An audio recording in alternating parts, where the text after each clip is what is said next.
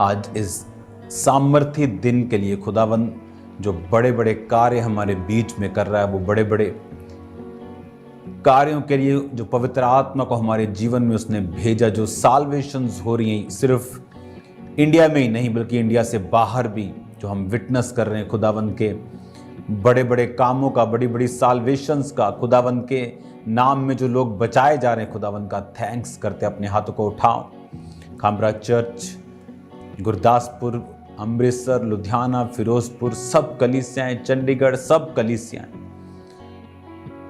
सब states, waste Bengal से लेके उड़ीसा से लेके महाराष्ट्र से लेके हरियाणा से लेके हिमाचल से, हर एक स्टेट, हर एक ब्रांच, पंजाब की, इंडिया की, फॉरेन की जो सुबह जुड़ती हैं, वो सब ब्रांचेस अपने हाथों को उठाकर खुदावंद का थैंक्स करेंगे, क्योंकि परमेश्वर का आत्मा हमारे बीच में है और खुदावंद के नाम को महिमा देंगे। बाइबल इस प्रकार कहती है कि योनाथन अपने प्राण से भी अधिक प्रेम दाऊद से करता था, जबकि वो जानता था कि मेरे पिता के बाद मैं राजा हूं अगर दाऊद बीच में ना आए तो। लेकिन बाइबल कहती परमेश्वर का अनुग्रह दाऊद के ऊपर था, इसलिए परमेश्वर ने डिवाइन हेल्पर्स के साथ उसे ब्लेस किया था। और ऐसे डिवाइन हेल्पर्स जो पैसों से, किसी चीज से खरीदे नहीं जा सकते, लेकिन परमेश्वर की ओर से भेजे गए होते हैं। अपने हाथों को उठाकर थैंक यू जीसस बोलते हुए खुदावंद की ग्रेस के लिए, खुदावंद के डिवाइन हेल्पर्स के लिए जो परमेश्वर आपकी लाइफ में भेज रहा, मैं देख रहा हूं जो रूह और सच्चाई के साथ परमेश्वर की आराधना करते हैं, जो रूह और सच्चाई के साथ परमेश्वर के साथ जुड़े हैं, जो रूह और सच्चाई के साथ परमेश्वर के नाम की आराधना करते हैं। मैं देखता हूं जो पवित्रताई में चलते हैं, मैं देखता हूं जो प्रार्थना में अपने जीवन को बिता रहे हैं। मैं क्या देख रहा हूं अपनी स्पिरिट में, खामरा चर्च के लिए खुदावंद डिवाइन हेल्पर्स को आपकी जिंदगी में रिलीज कर रहा है। याद रखो, आलसियों को परमेश्वर पसंद नहीं करता। वचन कहता है जो आलसी है वो परमेश्वर के काम नहीं देख पाता, वो अपनी शर्मिंदगी को देखता है, क्योंकि आलस करने वाला मनुष्य एक ऐसे व्यक्ति पर भरोसा रखता है, बाइबल कहती है जिसका पांव उखड़ चुका हो, जो अपने आप को ना संभाल सकता हो। बाइबल कहती है कि आलसी व्यक्ति जो कटनी में भी भारी नींद में पड़ा रहता है, वो शर्मिंदगी को देखता है। खुदावंद मैं प्रार्थना करता हूं तेरे लोग आलसी नहीं, इसलिए आज वो भवनों में मौजूद हैं। आज वो खुदावंद चल के तेरे भवनों में आए हैं। खुदावंद तू उन्हें स्पेशल बरकत को देना। तू आलसियों को पसंद नहीं करता, मैं जानता हूं। अपने लोगों को आशीष देना खुदावंद, अपने लोगों को बरकत देना। प्रभु यीशु मसीह के पवित्र और सामर्थी नाम में मैं इनको आशीषित करता हूं। क्वायर को ब्लेस करता हूं खुदावंद, वॉलंटियर्स को ब्लेस करता हूं। तेरे जीवित नाम में ये बड़े कामों को देखने पाएं, प्रभु यीशु मसीह के पवित्र और सामर्थी नाम में मैं मांगता हूं। आमीन, आमीन, आमीन। हालेलुया। खुदावंद यीशु मसीह के नाम में मैं आपका स्वागत करता हूं और मेरा विश्वास है कि आज जो कुछ आप देखेंगे और सुनेंगे और परमेश्वर की आत्मा से और रूह से आप बरकतों को पाएंगे। याद रखो, परमेश्वर ने आपको एक स्पेशल मकसद के लिए चुना है और वो मकसद पूरा होता है जब हम रूह और सच्चाई से परमेश्वर की आराधना करते हुए, विश्वास के साथ चलते हुए और परमेश्वर के मकसद को खोजते हुए और जेन्युइनली परमेश्वर के साथ बने रहने की इच्छा रखते हुए खुदावंद के पीछे भागते हैं। तो परमेश्वर अपनी इच्छाओं और मर्जियों को हमारी ज़िंदगी में पूरा करता है। आज हम बाइबल में एक प्रार्थना करते वक्त परमेश्वर मुझे बता रहा था कि किस तरह से दाऊद की ज़िंदगी में परमेश्वर ने योनाथन को भेजा। कौन था योनाथन? जोनाथन इंग्लिश में है, योनाथन हिंदी में बोलते हैं। वो शाऊल का बेटा था। शाऊल के मरने के बाद जो शाऊल की गद्दी का वारिस था वो योनाथन था। शाऊल भी इस बात को जानता था और शाऊल ये भी बात जानता था कि परमेश्वर ने उससे राज्य को छीन लिया है और दाऊद को दे दिया है। योनाथन भी इस बात को जानता था कि शाऊल के बाद ये राजगद्दी उसकी होगी। ये कोई छोटी मोटी दुकान की गद्दी नहीं जिसे लोग तब मरने मारने पर भी नहीं छोड़ते। भाई भाई सगे सुप्रीम कोर्ट में चले जाते हैं क्योंकि पैसों का मामला है, कुछ लाखों का, कुछ करोड़ों का, लेकिन ये तो पूरे देश की बात थी। ये तो पूरा इजराइल देश का राजा था, प्रधानमंत्री भी नहीं। प्रधानमंत्री भी छोटा है राजा के सामने। क्यों? क्योंकि प्रधानमंत्री लोकतांत्रिक मूल्यों से और संविधान से बंधा हुआ है, लेकिन राजा नहीं बंधा हुआ। राजा 1% बंधा हुआ और 99% खुला है। जब एक व्यक्ति को मालूम है कि ये राज मेरा है, ये अरबों खरबों, ये बेशुमार दौलत, ये इज्जत, ये बरकत मेरी है, लेकिन बाइबल कहती वो दाऊद से प्यार करता था और दिल से चाहता था कि दाऊद को ये राजगद्दी मिले।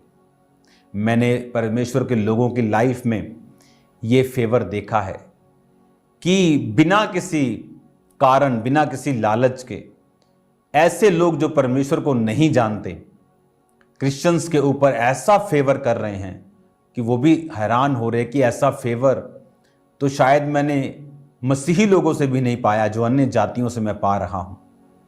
क्यों? क्योंकि ये परमेश्वर का फेवर था।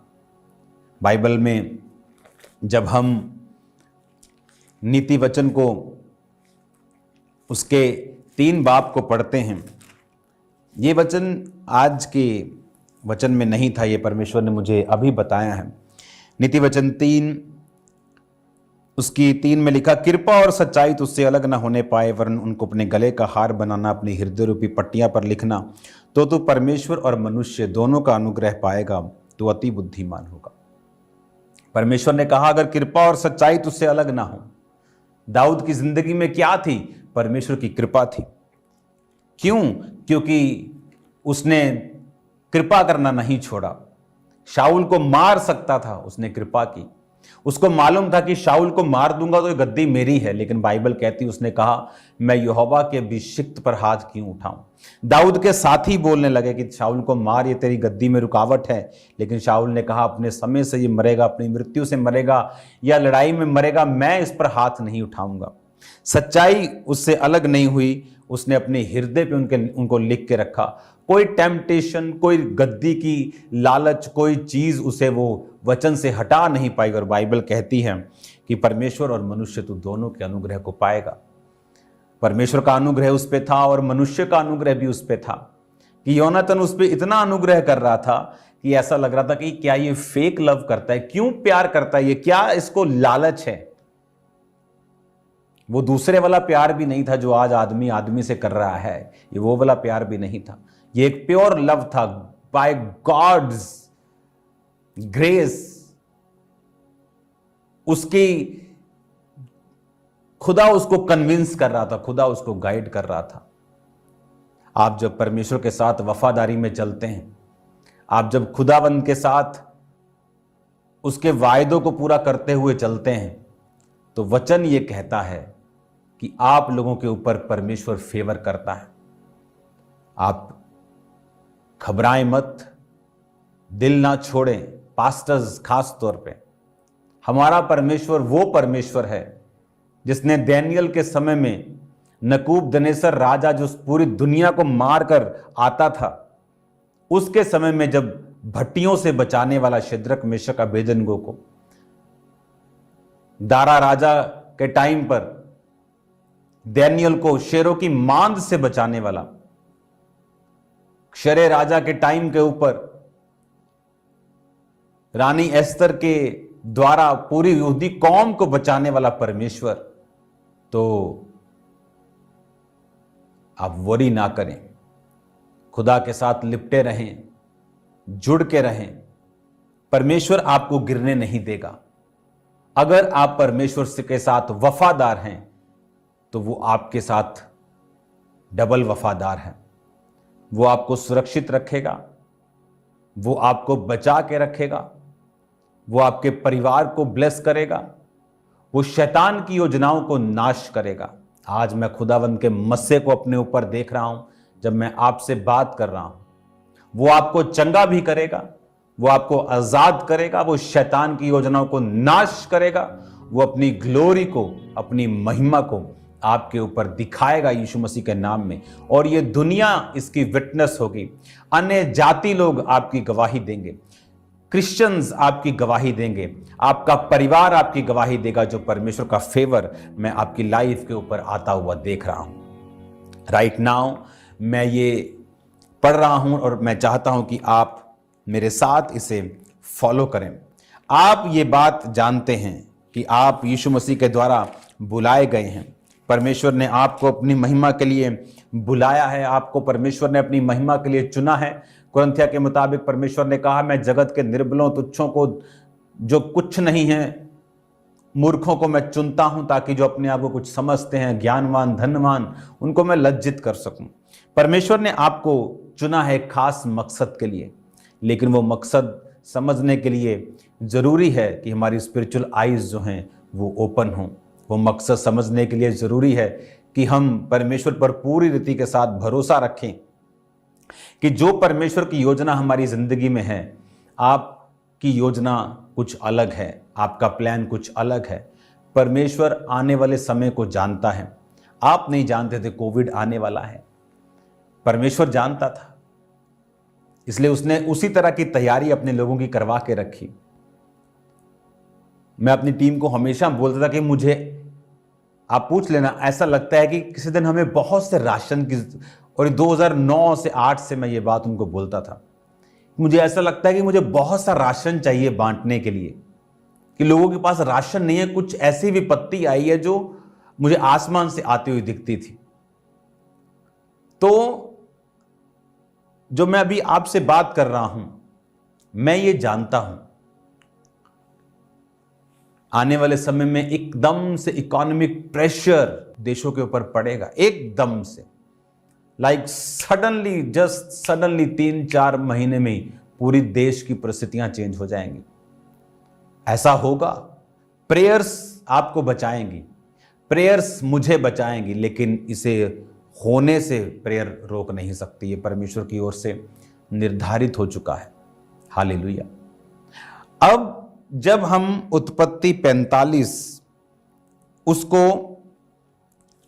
3 आयत से पढ़ते हैं, ये तब की बात है जब यूसुफ, जो बेच दिया गया था, मिस्र में जाकर उसने नौकरी की, वहां पर जेल में चला गया, गुनाह के कारण नहीं, गुनाह ना करने के कारण। उसके बाद परमेश्वर का हाथ उसके ऊपर था क्योंकि वो निर्दोष था। परमेश्वर ने दर्शन उस पर जाहिर किए, उसने राजा के दर्शन के भेदों को बताया और परमेश्वर ने उसे प्रधानमंत्री बनाया। उसने बताया था 7 साल मिस्र में अकाल पड़ेगा, क्योंकि 7 साल बहुतायत के अन्न के बाद वो अकाल इतना भारी होगा कि लोग अच्छी फसल भूल जाएंगे। तो वो पंचमांश यानी 20% अपने सभी अन्न का जमा करने लगा और उसे फिरौन ने ठहरा दिया कि वो नगर नगर भंडार गृह बनाकर उनको जमा करें। जब पूरी दुनिया पे अकाल पड़ने लगा और 2 साल हो गए, जब सारा रखा हुआ जमा हुआ अन्न खत्म होने लगा, तो लोग मिस्र में जाकर अन्न मोल लेने के लिए जाने लगे। यूसुफ के भाई भी अन्न मोल लेने के लिए आए। जब वो अन्न मोल लेने के लिए आए तो यूसुफ ने उन्हें पहचान लिया और एक भाई को अपने पास रख लिया, जानबूझ के ये कह के कि तुम लोग भेदिए हो, तो मेरे देश का भेद लेने और इसकी दुर्दशा देखने के लिए आए हो। उन्होंने कहा, नहीं, हम तो देश की दुर्दशा देखने नहीं आए, हम तो बड़े सीधे इंसान हैं। ये सीधे थे जो अपने भाई को बेच गए थे। अंदर उनको मालूम था कि ये जो कुछ भी हमारे साथ हो रहा है, हमने अपने भाई को बेचा था इसलिए हो रहा है। लेकिन वो ये नहीं जानते थे कि जिस प्रधानमंत्री से हम बात कर रहे हैं ये हमारा वही भाई है। और बाइबल कहती, उसने कहा, नहीं, तुम झूठ बोल रहे हो, क्योंकि बिन्यामीन जो उसका सगा भाई था वो अपने पिता के पास छोड़ के आए थे और 10 भाई आए थे। पिता के पास इसलिए छोड़ के आए थे कि पिता का वो सबसे छोटा लाडला था और पिता यूसुफ के चले जाने के बाद ये समझ के कि यूसुफ मर चुका है, उसको छोड़ता नहीं था। जब वो शिमोन को उसने रख लिया, एक भाई को, कहता नहीं इसको जेल में रखेंगे, तुम जाओ वापिस, एक और भाई को लेके आओ, मैं मान लूं कि तुम सच्चे हो, तुम यकीन जो बोल रहे हो तुम सच्चाई बोल रहे हो। वो गए और पिता ने भेजा नहीं। जब पिता ने नहीं भेजा, थोड़ी दिन में वो अन्न जो मोल लेके आए थे वो खत्म हो गया। तो पिता कहता फिर से जाओ, कहता हम नहीं जा सकते जब तक हम बिन्यामीन को, बेंजामिन इंग्लिश में, हम उसको साथ लेके नहीं जाते।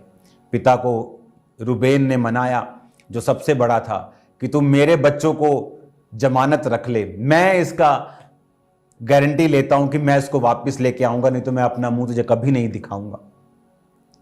और वो उसे लेके गया। जब बिन्यामीन को लेके गया तो मिस्र में जब यूसुफ के वो पास पहुंचे, उसने उनके लिए बड़ा एक भोज किया। बिन्यामीन को बाइबल कहती है 5 गुना भोजन वस्तु दूसरे भाइयों से उसने ज़्यादा दी। और जब वो वापस जा रहे थे तो उसने पैसा और अपना एक चांदी का कटोरा उन्हीं के बोरों में दोबारा रखवा दिया जिसमें वो अन्न को लेके जा रहे थे, ताकि वो उनको फिर से वापस लेके आ सके। फिर जब वो वापस जा रहे थे अन्न लेके, यूसुफ के बंदे गए और बोले तुमने चोरी की है? उसने कहा नहीं की, हमारे बोरे चेक कर। जब बोरे चेक किए गए तो चांदी का कटोरा बिन्यामीन के पास मिला। तो उसने कहा बिन्यामीन दोषी है, इसको वापस लेके जाओ। तो वो डर गया रूबेन, क्योंकि वो कहता कि अगर तूने इसको रख लिया तो मेरा पिता मर जाएगा। जब ये बात ही कर रहे थे तो ये उस समय की घटना है कि यूसुफ अपने आप को रोक नहीं सका और वो रो पड़ा और उसने सब नौकरों को बाहर निकाल दिया। जब 11 भाई उसके सामने खड़े थे और सब नौकर उसने बाहर निकाल दिया, और वो चिल्ला चिल्ला कर दुआयत ने लिखा रोया। तब यूसुफ अपने भाइयों से कहने लगा, मैं यूसुफ हूं, क्या मेरा पिता अब तक जीवित है? इसका उत्तर उसके भाई ना दे सके, क्योंकि वो शौक में घबरा गए। वो एकदम से जब उन्हें लग रहा था कि एक प्रधानमंत्री हम पे चोरी का इल्जाम लगा रहा है और हमारा छोटा भाई जो बिल्कुल अपने बाप का लाडला, अगर इसको वो ले गए तो हमारा बाप मर जाएगा और हम भी अपने बाप को शक्ल दिखाने योग्य नहीं रहेंगे। तो वो उसके सामने घबरा गए, एकदम शॉक्ड हो गए। जो उसने कहा मैं यूसुफ हूं। यूसुफ ने अपने भाइयों से कहा मेरे निकट आओ। वो निकट आए। उसने कहा मैं तुम्हारा भाई यूसुफ हूं, जिसको तुमने मिस्र में आने वाले लोगों के हाथ में बेच दिया था। अब तुम मत पछताओ, क्योंकि तुम्हें जो मुझे यहां बेच डाला तुमने, इसलिए उदास मत हो, क्योंकि परमेश्वर ने तुम्हारे प्राणों को बचाने के लिए मुझे तुम्हारे आगे भेज दिया है। जो आत्मिक व्यक्ति है वो आत्मिक बातों को समझता है। जो आत्मिक व्यक्ति है वो हर एक अपने जीवन की घटना को शरीर से नहीं जांचता। उसे मालूम है कि जो कुछ परमेश्वर उसकी लाइफ में कर रहा है वो अब नॉर्मल लग सकता है, नॉनसेंस फील हो सकता है, लेकिन वो है नहीं। बाइबल कहती उसने अपने भाइयों से कहा उदास मत रहो। क्यों? क्योंकि अगर तुम मुझे ना बेचते तो मैं मिस्र ना आता तो मैं राजा के दर्शन को ना बताता। अगर मैं जेल ना जाता, राजा के दर्शन को ना बताता, तो पूरी दुनिया में कहीं भी अनाज का इतना बड़ा भंडार ना होता। और जब भंडार ना होता तो तुम सब मर जाते। लेकिन परमेश्वर ने तुमसे पहले मुझे यहां भेजा। मैंने राजा को सलाह दी, राजा ने मानी। हमने अन्न को 20% करके हर साल जोड़ा। आज हमारे पास इतना अन्न है कि पूरी दुनिया हमसे अन्न लेने आ रही है।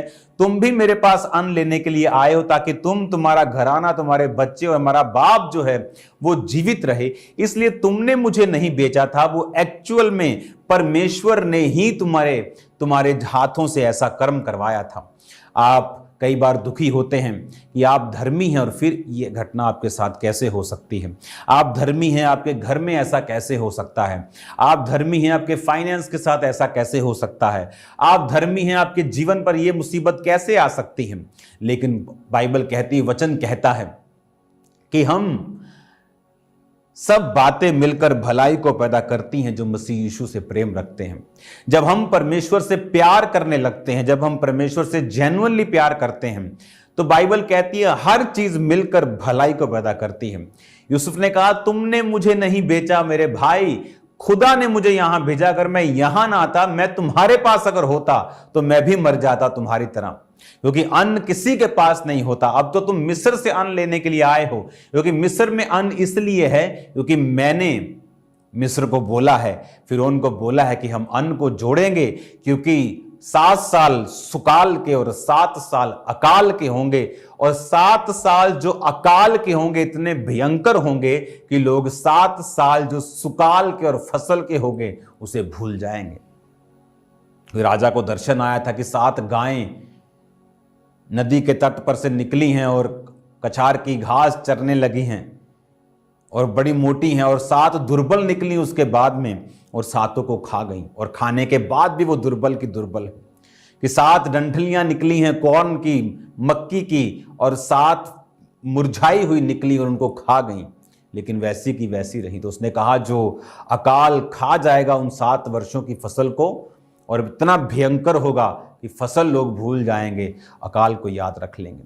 और आप लोग चिंता में होते हैं, आप लोग मुश्किल में लगते हैं जब परमेश्वर आपके जीवन में कुछ यूसुफ के जैसी घटना करता है, जब आप नाना प्रकार की परीक्षाओं में होते हैं, जब आप नाना प्रकार के दुखों में चल रहे होते हैं परमेश्वर पर यकीन करते हुए भी। आप मेरा बात का विश्वास करो, आप मेरी बात की पूरी हामी भरो इस बात में, और इस पे यकीन करो। मैं आपसे कह रहा हूं कि परमेश्वर आपके जीवन में वो एक प्लान के तहत कर रहा है। आज उसका बिकना, जो मिस्र में जाके नौकर बन के रहना, एक लाडले बच्चे का, उस नौकर के ऊपर गलत इल्जाम लगा के उसे जेल भेज देना। बाइबल कहती जब जेल में वो सांकलों में बंधा हुआ था तो भी परमेश्वर का वचन उसे कसौटी के ऊपर कसता रहा। आसान है कहना जेल, आसान है कहना परीक्षा, लेकिन जिस पे बीतती है, बाइबल कहती है यूसुफ 17 साल का होकर अपने पिता की भेड़ बकरियों को चराने लगा। 17 साल का था, अपने दूसरे भाइयों के गलत चीजों का सुसमाचार अपने पिता को वो देता था, और उसके भाई उससे बैर करते थे। और 30 साल का था जब वो प्रधानमंत्री बना।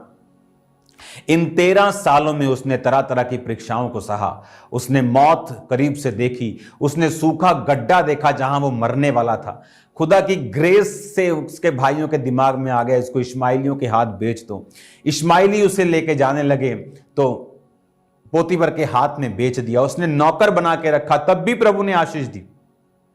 वहां से उसकी पत्नी ने उसको गलत काम करने के लिए बोला, उसने मना किया तो उसने गलत इल्जाम लगवाकर उसे जेल भेजा। फिर उसने कुछ गलत नहीं किया था तो जेल में खुदाबंद ने आशीष दी कि जेल के दरोगा ने सब कुछ उसके हाथ में सौंप दिया। क्योंकि परमेश्वर कहता है कृपा और सच्चाई अगर तुझसे अलग नहीं होंगे तो परमेश्वर कहता मैं तुझे मनुष्य और परमेश्वर और मनुष्य दोनों का अनुग्रह दूंगा। जहां जहां भी यूसुफ गया परमेश्वर ने उसे अपना अनुग्रह दिया और मनुष्यों का अनुग्रह उस पर होता रहा।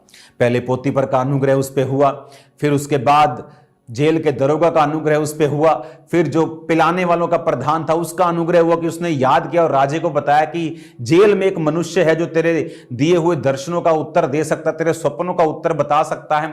फिर राजा का अनुग्रह उस पे हुआ जब उसने कहा कि राजगद्दी के विषय में मैं तुझसे बड़ा हूं, लेकिन आज से लोग तेरे सामने झुकेंगे। इमेजिन करो वो पोतीफर जिसने उसको जेल में डाला था वो भी उसके सामने झुकता था, वो भी उसके नीचे था। अगर यूसुफ चाहता तो अपना बदला ले सकता था, अगर यूसुफ चाहता उस पोतीफर को भुलाकर उससे वो पद छीन सकता था, उससे वो तंग कर सकता था, उससे वो थ्रेट कर सकता था, उससे बदला ले सकता था। लेकिन जितने धर्मी लोग होते हैं वो ये बात जानते हैं कि उनकी लाइफ में जो परीक्षाएं थी, जो लोगों ने उनके विषय में बुरा बोला या उनकी लाइफ में जो कुछ भी हुआ वो तो एक डिवाइन मकसद था, वो तो एक ईश्वरीय पर्पस था, वो तो एक ईश्वरीय मकसद था उनकी जिंदगी में जहां परमेश्वर सब कुछ करवा रहा था। मैं आपको दावा करता हूं यीशु मसीह के नाम में 100% आज अगर कुछ लोगों का विरोध होना बंद हो जाए आप ठंडे हो जाएंगे परमेश्वर में। बहुत से यूथ आके मुझे बोलते हैं मेरे पापा मेरा विरोध करते हैं, मेरा भाई मेरा विरोध करता है, बहुत से लोग बोलते हैं मेरी फैमिली मेरा विरोध करती है, पास्टर्स मेरा विरोध करते हैं। मैं आपको सच कह रहा हूं यीशु मसीह के नाम में, अगर आपका विरोध आज बंद हो जाए और सब लोग आपको एक्सेप्ट करना शुरू कर दें, आप मसीह में ठंडे हो जाएंगे। अगर आज आपको परमेश्वर परीक्षाओं से निकाल ले आप पाप में चले जाएंगे। मैं आपको सच कह रहा हूं, ये परमेश्वर आपकी लाइफ में कई बार कुछ चीजों को करता है आपको सेपरेट रखने के लिए, आपको प्रेयरफुल लाइफ देने के लिए, आपको स्ट्रांग करने के लिए, आपको मजबूत करने के लिए, आपको एक खास मकसद के लिए तैयार करने के लिए। लेकिन हम लोग चाहते हैं कि परमेश्वर हमारे हिसाब से काम करे। उसने अब तक मेरे जीवन में यह काम क्यों नहीं किया? अगर वो मुझसे प्यार करता है मेरा वीजा क्यों नहीं आया? अगर वो मुझसे प्यार करता है मेरी हीलिंग क्यों नहीं आई? अगर वो मुझसे प्यार करता है मेरे बेबी अब तक क्यों नहीं हुआ? लेकिन परमेश्वर का मकसद ये नहीं है। वो आने वाले वंशों को देख रहा है, आने वाली बचने वाली रूहें जो यूसुफ के तरह उसके भाई उसका घराना बचा, तो परमेश्वर आने वाले हजारों पीढ़ियों को आपकी देख रहा है, हजारों दोस्तों को देख रहा है जो आपके द्वारा बचेंगे, हजारों रूहों को देखता है जब वो जो आपके द्वारा वो विश्वास करेंगे। इसलिए वो आपकी तैयारी को करवाना चाहता है। हालेलुया। इसलिए वो चाहता है कि आप तैयार रहें, इसलिए वो चाहता है कि आप दुखी ना हो, आप निराश ना हो, बल्कि परमेश्वर में अड़े रहें और खड़े रहें। आपको बदला लेने की जरूरत नहीं है। जब आपके पास एक पोजीशन आ जाती है, कई बार आप पावरफुल हो जाते हैं, आपको पॉलिटिशियंस जानते हैं, आपके पास पैसा है, आपके पास रुतबा है, आपके पास अफसर, आपके पास सारे लोगों की पहुंच है आपके पास, लेकिन फिर भी आप परमेश्वर के नाम में लोगों को माफ करते हैं, क्योंकि आपको मालूम है कि परमेश्वर एक मकसद के तहत ये सब कुछ कर रहा है। हालेलुया। जब पिछले साल पंजाब में यीशु मसीह का विरोध हुआ, क्या हुआ आज? क्या परमेश्वर का काम खत्म हो गया? क्या परमेश्वर का काम बढ़ा है कि घटा है? आप खुद सोचो। मैं नहीं कहता बढ़ा है कि घटा, आप सोचो। क्या इंटरनेट के ऊपर क्या पहले इतना ज्यादा परमेश्वर का काम होता था? क्या इतना ज्यादा पहले क्या बेदारी थी? क्या इतने लोग पहले क्या एक्साइटेड थे? नहीं। और जहां आपका प्रचार नहीं पहुंच सका, इवेंजलिज्म नहीं पहुंच सका, आप टीवी के माध्यम से, इंटरनेट के माध्यम से जहां नहीं पहुंच सके, वहां एक विरोधी ने आपको घर घर पहुंचा दिया। सब लोग यीशु मसीह के बारे में जानने लगे। मेरे तक यीशु मसीह का प्रचार पहले कैसे पहुंचा था? नेगेटिव रूप में। क्या था? मैं बोलता था कि ये सिस्टरें मेरे घर नहीं आनी चाहिए, क्योंकि ये क्रिश्चियनिटी का प्रचार करती हैं और ये हमारे धर्म को बुरा कहती हैं। हम हिंदू हैं क्योंकि ये अंग्रेज अपना धर्म छोड़ गए ताकि हम धर्म के चक्कर में मरें, इंडिया का 2 हिस्सा कर गए ताकि हम इसके चक्कर में पड़े रहें। लेकिन मालूम नहीं था कि यीशु मसीह धर्म और जात को तो बदलने नहीं आए, वो जीवन बदलने के लिए आए। लेकिन एक नेगेटिविटी में प्रचार मेरे तक पहुंचा, लेकिन बाद में परमेश्वर ने अपने आप मुझे खींचा और पॉजिटिव हो गया। पौलुस कहता, चाहे लड़ाई से चाहे झगड़े से प्रचार तो हो रहा है कि नहीं हो रहा, चाहे वो नेगेटिव वे में हुआ, बाद में खुदावंद अगर जीवित है, हमारा परमेश्वर अगर जिंदा है, तो हमें तलवार लेकर लड़ने की जरूरत नहीं। वो अपने आप को साबित कर लेगा, वो लोगों को बता देगा कि वो जीवित परमेश्वर है। पंजाब में परमेश्वर के नाम में साल्वेशन की नदियां बहने वाली, जो आपने पहले कभी नहीं देखा, वो होने वाला है। इतने क्रूसेड्स होंगे कि एक दिन में पूरे पंजाब में अलग अलग जगह आप हैरान हो जाएंगे। बड़ी बड़ी मीटिंग्स में देख रहा हूं आत्मा में, खुदावंद के नाम में बहुत से लोग करेंगे, से बहुत से खुदावंद के दास करेंगे। मैं भी करूंगा, लोग भी करेंगे। और मैं क्या देख रहा हूं, लोग बचाए जाएंगे। ऐसे लोग जो पहले आपने कभी नहीं देखे, वो क्रूसेड्स करते आपको नजर आएंगे। फेक लोगों का असर कम होगा, जेन्युइन लोग अधिक बढ़ेंगे यीशु मसीह के नाम में। वो क्यों? परमेश्वर ये चाहता है आप उसके प्लान के ऊपर भरोसा रखें, आप उसकी योजना के ऊपर भरोसा रखें, आप बिलीव करें कि खुदावन आपकी लाइफ में जो कर रहा है वो नॉनसेंस फील हो सकता है, वो एक अजीब घटना हो सकती है, नाना प्रकार की परीक्षा हो सकती है, लेकिन आप मेरी बात का यकीन करें कि खुदावन आपके साथ है, वो आपके पास है। अगर आप विश्वास रखते हुए परीक्षाओं के दिनों में भी अपने आप को जोड़ के खुदावंद के साथ रखेंगे, प्रेयर में, फास्टिंग में, बाइबल रीडिंग में, आप देखेंगे क्या होता है। अमेजिंग काम आपकी लाइफ में होंगे, ऐसे काम जो आपने पहले कभी नहीं देखे, ऐसी चीजें जो आपने पहले कभी नहीं देखी आपकी लाइफ में होंगी। मैं आपको ब्लेस करता हूं यीशु मसीह के नाम में, मैं आपको आशीषित करता हूं यीशु मसीह के नाम में। राइट नाउ अपने हाथों को उठाएं, थैंक यू जीसस। अपने हाथों को हिलाएं, थैंक यू जीसस। खुदा बाप से प्रार्थना करेंगे, अपने हाथों को उठाकर, अपने हाथों को हिलाकर। खुदा बाप तेरे जीवित नाम में ये वचन इनकी जिंदगी में 100 का 100 गुना फलों को लेके आए। एक सॉन्ग हम क्वायर के साथ गाएंगे और मेरा विश्वास है कि खुदावंद आज आपको अभिषेक से भरकर वापस भेजेगा और आप प्रभु में एक अच्छा जीवन बिता पाएंगे। यीशु तेरे कर में बसा, यीशु तेरे कर में बसा, दे दे मसा, दे दे मसा, दे दे मसा, मसा मसा, दे दे ताजा मसा, दे दे रूदा मसा, दे दे ताजा मसा, दे दे रूदा मसा। अपने हाथों को उठाओ, थैंक यू जीसस। क्वायर के साथ इस सॉन्ग को हम गाएंगे राइट नाउ, और मैं जानता हूं इस 5 मिनट में खुल के वर्शिप करके नाचते हुए हम गाएंगे और खुदावंद का आत्मा आपको स्पिरिट से भरेगा। मैं देख रहा हूं खुदावंद की स्पिरिट को आपको नया जीवन देते हुए यीशु मसीह नाम में गाएंगे सॉन्ग को। यीशु तेरे कर में बसा, यीशु तेरे कर में बसा,